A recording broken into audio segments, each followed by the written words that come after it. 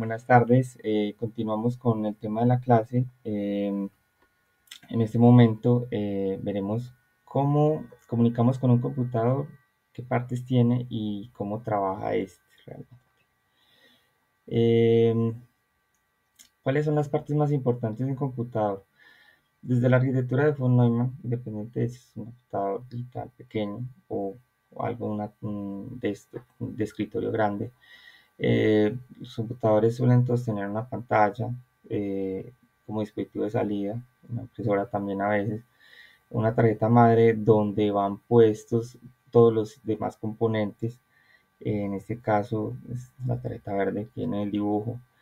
Sobre esa tarjeta va montado el procesador, que es la unidad de como el cerebro central, donde se hacen los cálculos matemáticos, las operaciones lógicas, para ir llevando la cuenta de lo que el computador lleva y contener el sistema. Se tiene una memoria. Hay puertos de comunicación que permiten conectar la información que va de la CPU a la memoria, etcétera, o a la pantalla. Eh, una fuente de energía, obviamente, y a veces hay unas unidades externas de almacenamiento, que sea un disco duro, una unidad de CD. Y como unidades de entrada, pues a veces hay pantallas táctiles, pero si no, siempre se tiene el mouse, el teclado. Em, por ejemplo, las partes de almacenamiento, las tecnologías de almacenamiento han cambiado mucho desde que eran magnéticas como los disquetes y los discos duros. La mayoría antiguos también son magnéticos, pero hoy en día también se tienen de semiconductores como los discos duros de estado sólido y las memorias flash. Am, También hay dispositivos de almacenamiento ópticos como el DVD, que suele ser todavía muy usado en ciertas consolas de videojuegos. Em, Hablando de las memorias, pues hay de dos tipos: las que son solo lectura, donde van carga de información que no se modifica mucho durante el funcionamiento del computador, como el sistema operativo, y otra donde sí se está cambiando todo. Por ejemplo, si yo cambio de pestaña, abro otro programa, me paso a Instagram, etcétera. Esa es la memoria RAM, donde hay información que en el momento en que el computador se apague, se quede sin energía, se pierde el estado de esa información. Es como cuando se me cierra el Word sin haber guardado, por así decirlo, eso está en el RAM. Los buses o autopistas de datos obviamente conectan todas estas partes: la CPU donde se hacen las operaciones, la RAM, el ROM, y también tanto el teclado como la pantalla. Esa información va de la CPU a la pantalla o del teclado a la CPU a través de estos buses de datos. La comunicación entre estos buses de datos no siempre ha sido de la misma velocidad y de la misma calidad. Por ejemplo, a veces es más rápido leer de la RAM, como en esa antigua versión de PC, que se leía la RAM a 3 gigas por segundo, mientras que leer desde el DVD era solo 100 megabytes por segundo. Entonces eso hace que a veces uno quiera tener la información en cierto dispositivo que tiene un bus de transferencia mucho más alto. Eh, y bueno, eso hace ciertos compromisos cuando se diseña un computador, cuáles son los buses más rápidos y cómo se va a transferir la información de una parte del computador a otra. Pero en general los buses dependen también de la calidad de la tarjeta madre, eh, de la calidad del dispositivo. No es lo mismo transferir desde un dispositivo magnético que de un dispositivo de estado sólido. Eh, Como tarea les puede quedar averiguar cuál es la diferencia entre un almacenamiento óptico y un almacenamiento de estado sólido, eh, en qué principios físicos se basan ambos tipos de almacenamiento, porque el uno es más veloz que el otro. Pero sepan que siempre hay investigaciones y líneas de trabajo, investigación en ciencias respecto a mejorar todos estos tipos de almacenamientos.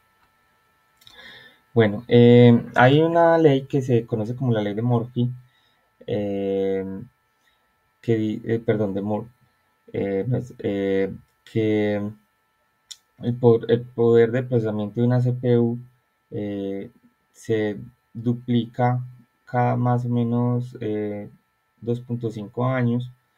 Eh, la realidad es que la ley de Moore iba más sobre el número de transistores que podían encajonarse en una CPU, empezando por menos de 1000 en los años 70. Y miren que el eje horizontal es cada 5 años, pero el eje vertical cambia, no, cada línea no es vertical, proporcional, sino 10 veces más grande.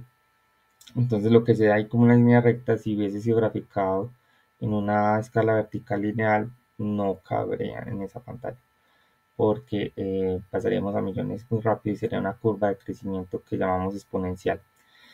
Eh, que si realmente vamos a llegar a un punto donde los transistores son tan pequeños que ya no se pueden poner más miniatura, porque el mundo de, del funcionamiento de ellos ya se vuelve, por así decirlo, menos clásico y más cuántico y poco predecible, o sea, donde ya no podemos controlar si está encendido o apagado.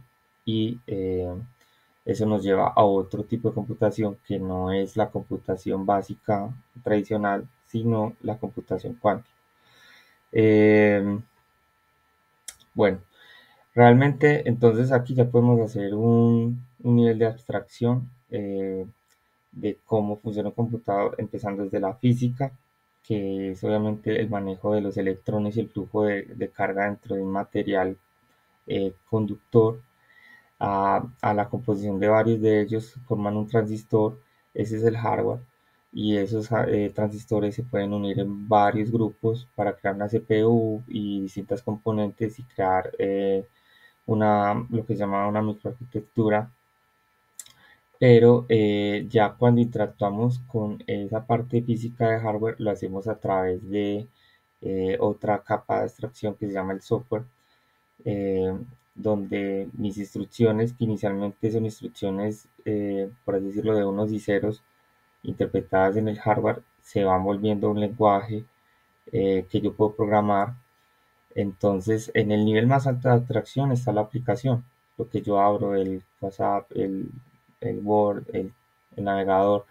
Pero debajo de esa aplicación hay algoritmos que me permiten, por ejemplo, ordenar las palabras del Word, seleccionar mis contactos por el número de likes, etcétera. Esos son los algoritmos, y esos algoritmos están escritos en lenguajes de programación, que los lenguajes de programación van a ser llevados por el sistema operativo y los compiladores a una conversión hacia instrucciones de 1 y 0 que ya la CPU es capaz de entender.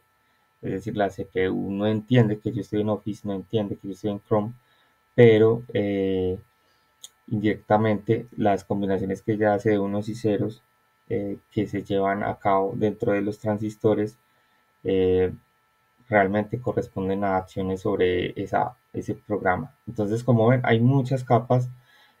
Nosotros, cuando hacemos la interacción con el computador, estamos prácticamente en las capas superiores, nunca manejamos código de máquina ni código de arquitectura, ni tocamos el hardware. Pero toda esa pirámide que se formó es porque entendemos la física de lo que está sucediendo debajo. Y eso ha permitido que el hombre desarrolle cada vez sistemas y máquinas más potentes. Bueno, hablando de sistemas operativos, es esa interfaz que permite que yo pueda instalar un nuevo navegador, que yo pueda instalar una nueva aplicación, que yo pueda instalar un nuevo mouse. Esa interfaz, el sistema operativo, es como es la tarjeta madre del software, por así decirlo. Es donde van cargados los programas. Antiguamente los sistemas operativos no tenían interfaz, solamente eran una línea de comandos, lo cual lo veremos más adelante en taller, en la parte práctica, cómo se ve. Pero cuando ya le desarrollaron una interfaz gráfica que permitía que fuese de más fácil acceso para el público general, surgieron lo que conocemos hoy como Windows y Mac y Linux, sistemas operativos ya con interfaces gráficas, donde casi no hay diferencia. Siempre hay un icono en el cual dar clic para abrir el programa, siempre hay un icono de papelera para borrar cosas, etcétera. Eh, Y nosotros cuando vayamos a hacer la programación, realmente no nos va a importar mucho en qué programa, en qué sistema operativo estamos, porque la mayoría de programas y de lenguajes de programación están disponibles en todos los sistemas operativos. De hecho, cuando hagamos la programación en Python, usaremos una herramienta de Google que se llama Colaboratory, que, que se puede visitar desde cualquier navegador, desde cualquier browser. Entonces, no, ya no nos preocupamos mucho del sistema operativo, pero es verdad que cuando yo tengo el Chrome de Linux no lo puedo instalar si no descargo la versión de Chrome de Windows cuando esté en un computador de Windows. Bueno, con eso terminamos esta sección. Em, Espero que continúen aprendiendo. Cualquier duda, no olviden, están sus sesiones de práctica y con el docente para el taller también. Y ahí pueden resolver cualquier detalle que haya quedado, sí, no muy claro en esta presentación.